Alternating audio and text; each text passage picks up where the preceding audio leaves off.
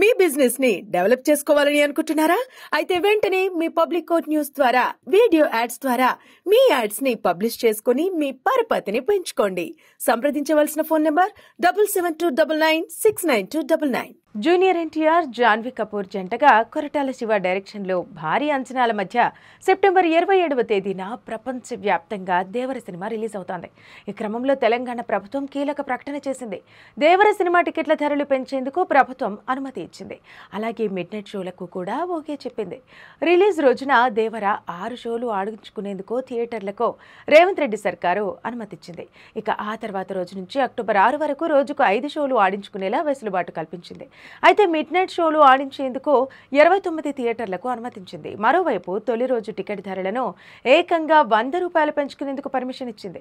ఇక సింగిల్ స్క్రీన్లలో అయితే టికెట్పై 25, మల్టీప్లెక్స్లలో ₹50 పెంచుకునే అవకాశం కల్పించింది. దీంతో తెలంగాణలోని థియేటర్లకు దేవర కాసుల వర్షం కురిపించనుందని ట్రేడ్ వర్గాలు అభిప్రాయపడుతున్నాయి. మరోవైపు ఏపీ ప్రభుత్వం కూడా దేవర సినిమాకు కావలసినంత సౌలభ్యాన్ని కల్పించింది. టికెట్ రేట్లను భారీగా పెంచుకునేందుకు అనుమతి ఇచ్చింది. మల్టీప్లెక్స్లో గరిష్టంగా 130, సింగిల్ స్క్రీన్లలో 110 వరకు పెంచుకునేందుకు అనుమతి కల్పించింది. అలాగే మిడ్ నైట్ షోలకు కూడా ఏపీ సర్కారు పర్మిషన్ ఇచ్చింది. దీంతో రిలీజ్ రోజున 6 షోలు ఆడనున్నాయి.